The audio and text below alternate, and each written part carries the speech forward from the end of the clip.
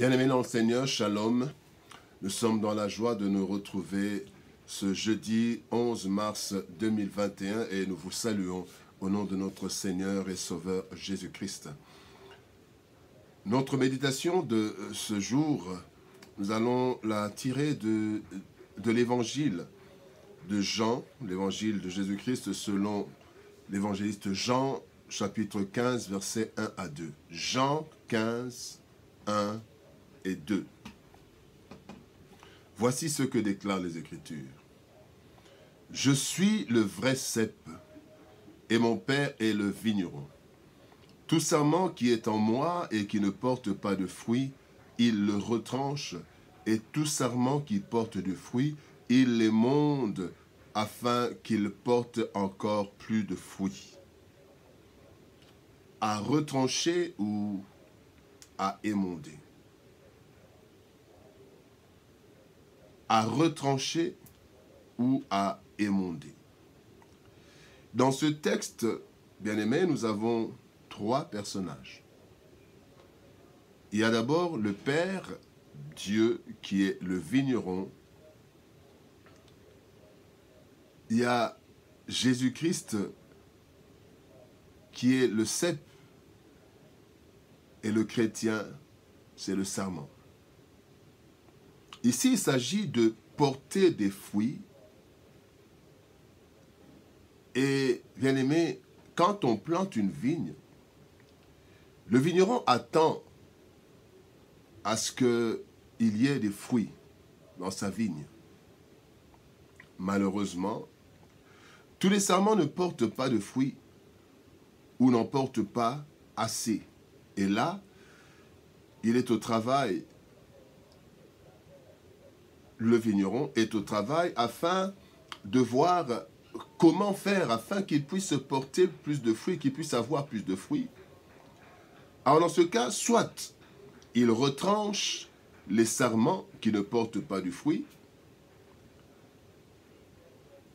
soit alors il émonde les sarments qui portent des fruits pour qu'ils en portent plus. C'est une pratique au niveau de l'agriculture. Les sarments ou les branches qui ne portent pas de fruits, on les coupe. Et les sarments qui portent des fruits, on les émonde pour qu'ils portent plus de fruits. Aujourd'hui, le Seigneur nous pose une question. Ou alors, posons-nous une question de la part du Seigneur. Suis-je un sarment appelé à être retranché, ou alors je suis un sarment appelé à être émondé pour porter plus de fruits. Voilà le sens du thème de notre méditation, à retrancher ou à émonder.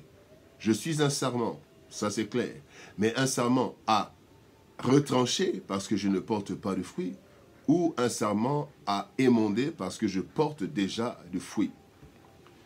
Voyons d'abord le sarment à retrancher. Dans la parabole de Luc, du Christ, dans Luc chapitre 13, verset 7, il y a une vigne qui ne portait pas, un figuier qui ne portait pas de fruits pendant 3 ans. Et le propriétaire de la vigne, une fois, il est venu afin de voir s'il pouvait avoir des fruits de son figuier. Malheureusement, il n'y avait rien. Et voici ce qu'il dit. Il dit, « Voilà 3 ans que je viens chercher du fruit à ce figuier, et je n'en trouve point. Coupe-le. Pourquoi occupe-t-il la terre inutilement ?» Bien-aimé, à quoi sert un sarment qui ne porte pas de fruits? Il est inutile et il est nourri sans raison. Le chrétien qui n'est pas productif ne sert à rien et risque d'être retranché de plusieurs façons. Comment est-ce qu'on peut parler de retranché? On peut être retranché parce qu'on ne fait rien, on ne sert plus à rien. D'abord, il y a la mort physique qui peut arriver. Oui, c'est possible. Vous savez, Dans un texte dans d'une de ses lettres, Paul est en train de dire qu'il était, il était en fait partagé entre mourir et vivre. Et là, il dira, je préfère mourir pour aller auprès du Père, auprès du Seigneur. Mais si je dois encore être là pour vous, pour un travail, alors là, je peux vivre. Il était tiraillé entre les deux. Mais il est resté parce qu'il avait encore un travail. Donc la mort physique peut intervenir quand quelqu'un devient inutile. On peut retrancher un serment par la mort physique de la personne.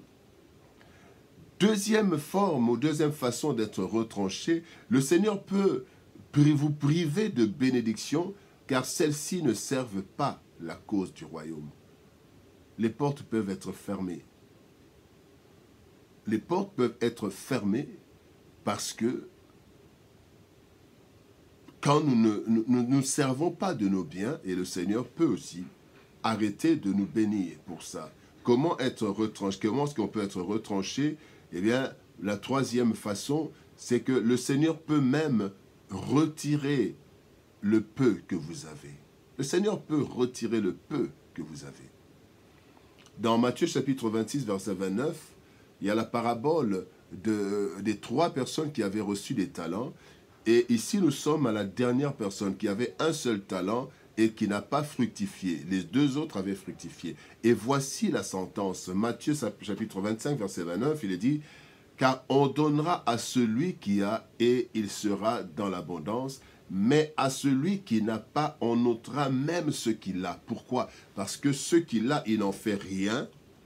Le peu qu'il a, il n'en fait rien. Alors on va lui retirer même le peu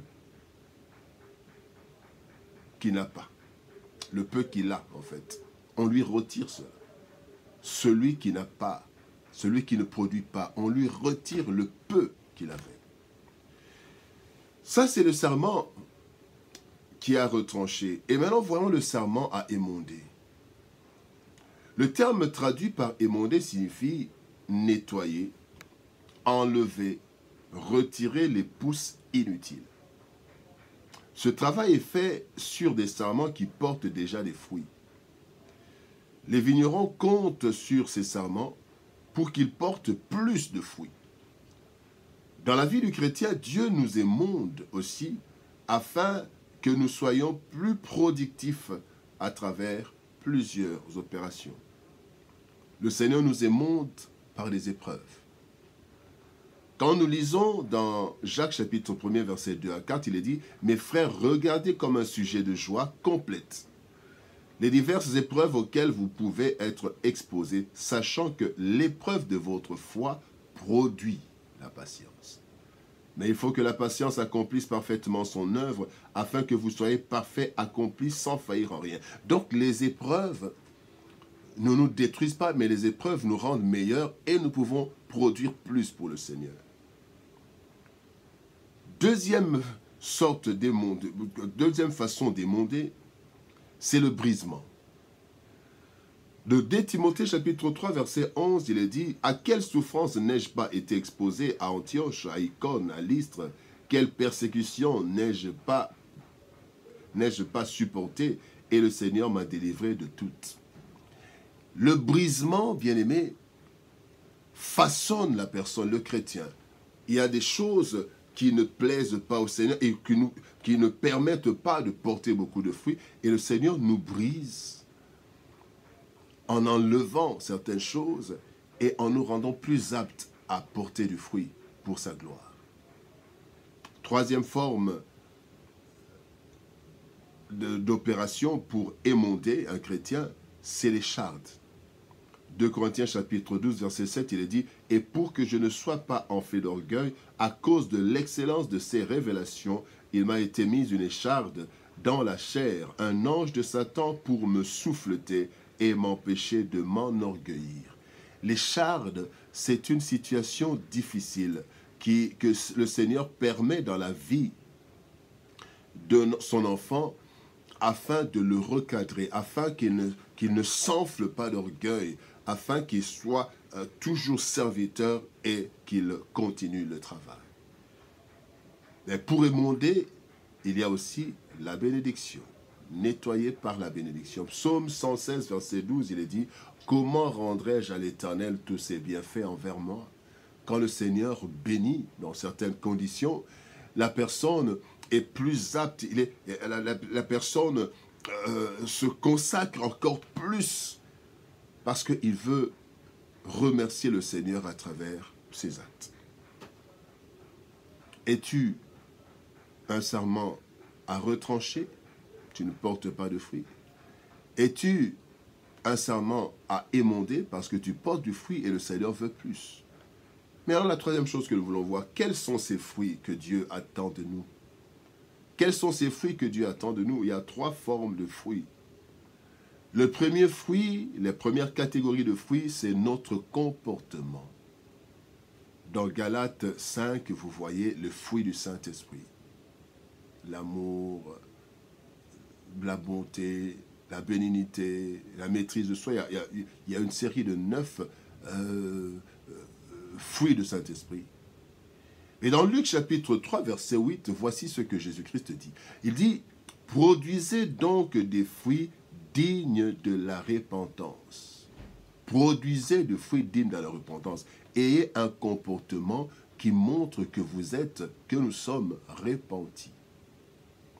Donc, c'est la première catégorie de fruits, les fruits de comportement dignes de la repentance, digne du royaume. Deuxième catégorie de fruits, c'est notre travail dans la société, le travail séculier, de qualité. Dieu a placé l'homme sur la terre afin de cultiver, de garder le jardin, c'est le monde. Et donc, il y a ce travail, là où nous travaillons, là où nous vendons, là où nous rendons service. Jérémie chapitre 29, verset 7 dit, « Recherchez le bien de la ville où je vous ai mené en captivité et priez l'Éternel en sa faveur, parce que votre bonheur dépend du sien. » Généralement, nous ne voyons que l'aspect prier. Prier pour la ville. Or, le Seigneur commence par rechercher le bien dans le travail que vous faites, que nous faisons dans cette ville, dans ce pays. Voilà la deuxième catégorie de fruits. Troisième catégorie de fruits, c'est notre travail en faveur du royaume. Le travail dans l'église corps du Christ. La Bible dit dans Luc chapitre 10, verset 2, « La moisson est grande, mais il y a peu d'ouvriers. Priez pour donc le maître de la moisson d'envoyer des ouvriers dans sa moisson. » Le Seigneur a besoin d'ouvriers dans sa moisson, dans sa maison, dans son royaume. Nous devons aussi travailler dans l'église. Donc il y a trois formes de fruits, notre comportement, notre travail dans la société et notre travail dans l'église. Vous êtes à retrancher ou vous êtes à émonder? Bien-aimés, portez du fruit. Parce que si vous ne portez pas du fruit, nous ne portons pas du fruit, nous serons retranchés. Personne ne devrait être inutile sur la terre. La Bible dit que Dieu a créé toutes choses pour un but. Ne soyons pas des serments à retrancher, mais soyons des serments à émonder. Que Dieu nous bénisse. Shalom, au revoir et à demain.